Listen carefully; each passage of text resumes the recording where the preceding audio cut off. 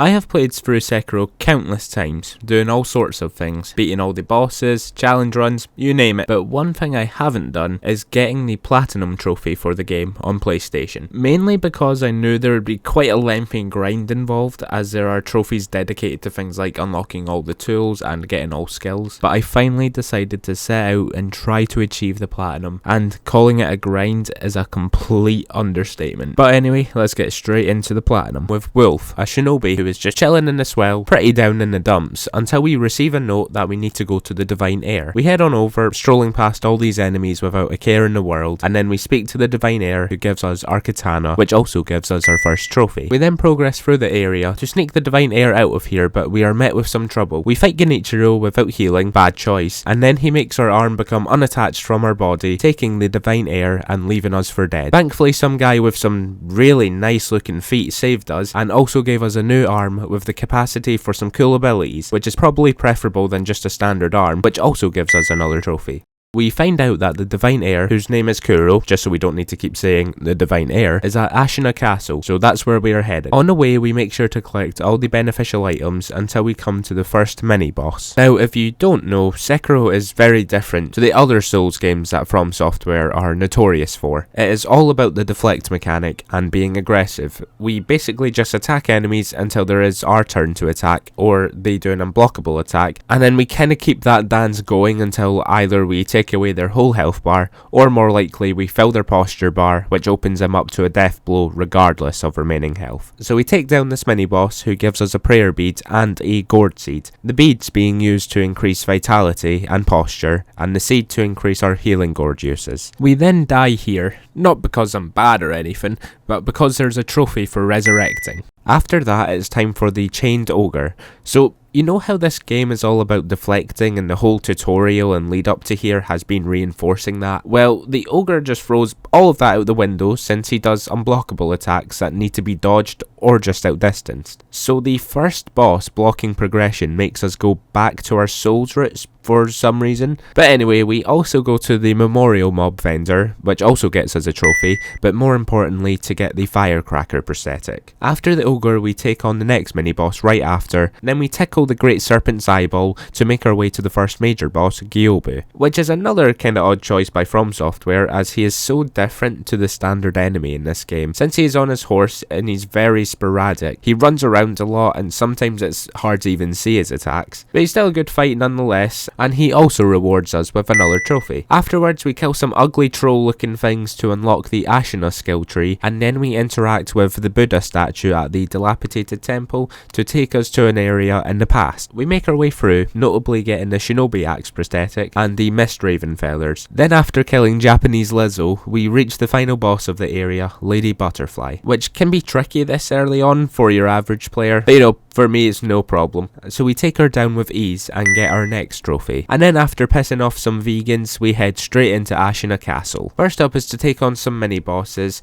and then we come to Genichiro, who is kinda the trademark boss in Sekiro, as he is the staple of the game's combat. We make light work of Genichiro, as when you get experience with Sekiro, it's probably easier than some of the other Souls games, and defeating him also gives us yet another trophy. We then catch back up with Kuro, and then speak to Ishin to get some lore, and then it's time to head into the Ashina Depths to make it through the Hidden Village, and there we beat arguably the hardest boss in the game, the Mist Noble. Continuing on to the Mibu village, where we attack this lady for looking at us funny, and then come to the Corrupted Monk, who is actually a pretty challenging fight. Well, challenging if you actually fight it, but with this cool little strap, we get a free death blow. And then afterwards, we make our way through to the Gun Fort, taking on a few more mini bosses until we get the idol at the Guardian Ape boss, but we won't take him on just yet, as we are going to backtrack to Senpo Temple, collecting prayer beads and beating mini bosses as we encounter them. And from there, we can take on the folding screen monkeys, who are a complete gimmick anyway,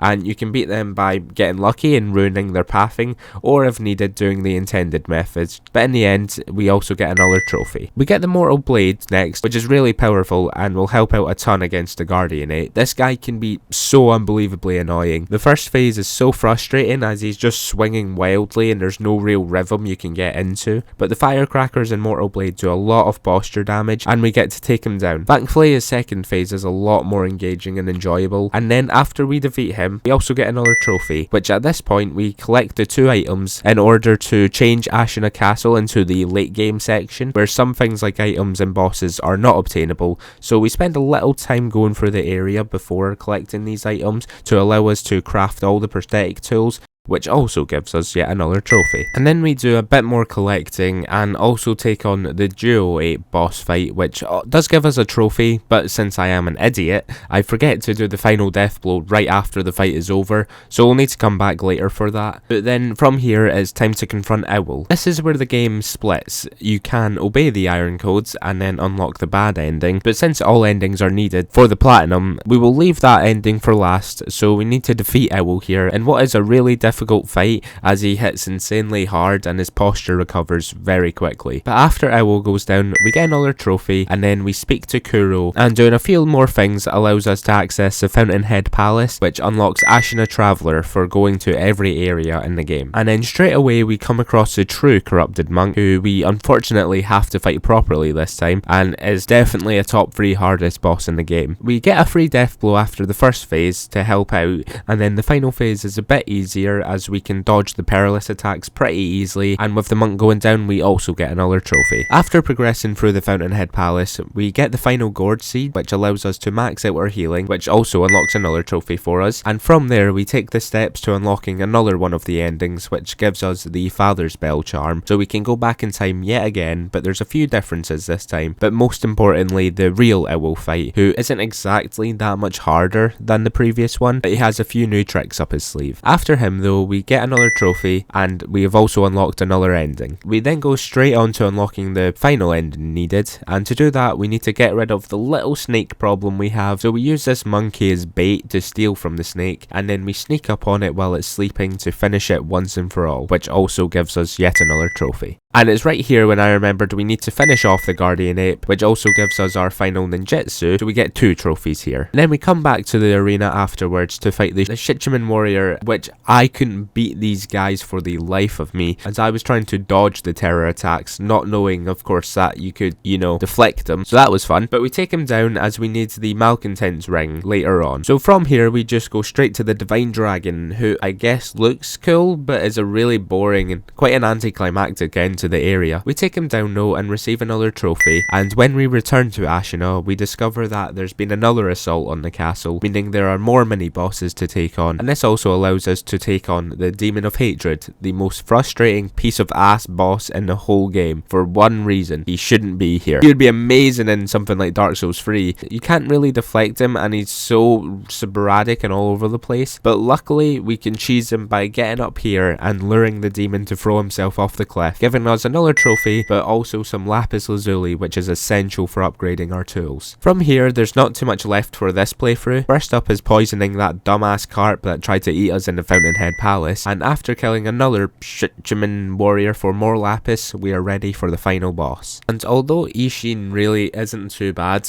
I haven't fought him in a while, so it took a little bit of time to get his attacks memorized again, but not too long after we take him down, giving us another trophy. And here we have unlocked all the endings bar the Shura one from earlier, and we need to achieve each for the trophy. So instead of playing through the game multiple times to accomplish this, we can set backup saves from this point, so after each ending we can just reload the save and pick the next one, and so on, achieving them all. So we get Immortal Severance, Purification, and the Dragon's Homecoming ending, and from here we want to work on getting a few other trophies before getting the final ending, starting with getting the Master of Arts. And then here I decide to go into New Game Plus, not only to get access to the next ending, but also getting more experience as we still have more skills to acquire, and there is a whole bunch of farming coming up that I want to make as easy and less time consuming as possible. So we progress through the whole game until we reach Owl at the top of Ashina Castle, as we also have the option to fight a boss we missed in the first playthrough, giving us final prayer beads needed to get our final prayer necklace, also giving us a trophy. And then it's time to get the final ending. Unfortunately means we have to defeat Emma, and then beating up an elderly yet very capable Ishin, which also gives us another trophy for the boss, and this also gives us another one for defeating every main boss in the game, as well as one for the Shura ending. So from here, I already set up another save file just before Owl, so we can progress through the game further, because we need a total of 10 lapis lazuli to upgrade all our tools, and then after we kill the divine dragon, it's time to farm for a very long amount of time. We use this little loop of killing the purple ninjas and then dropping down to kill the ministry enemies, and we just do that over and over again, and this shit takes so goddamn long. So I decided to go into yet another new game plus cycle to get even more XP, and not only that, but in this playthrough I also choose to give Kuro his charm back, which makes the game harder by making any partial deflects deal damage to you. However, we do get more XP and item drops, so it's a good payoff, but we have to be pretty perfect in the combat. So yet again we play through the whole game, struggling a lot more without the charm, but we finally get back to the farm and start slaving away again. We take a break to start upgrading our tools and get a trophy for upgrading one with the lapis lazuli, and then we start doing more farms for materials needed for the remaining upgrades. And yes, you're so right, farming for materials and levels is really fun, and I'm having such a great time here. And the cherry on top is the recording corrupted for me upgrading every tool, but here's the proof anyway. And from here all we have left is to unlock all the skills, so you guessed it, back to the farm. But then after a painful amount of time, we get the final skills needed, giving us the height of technique trophy, and then also giving us the platinum. Thank the Lord. But anyway, thank you guys so much for watching. This platinum, although very lengthy and tedious, also had its charm, and it's a really cool accomplishment to finally achieve it. Thank you so much again for watching, and I will see you in the next one.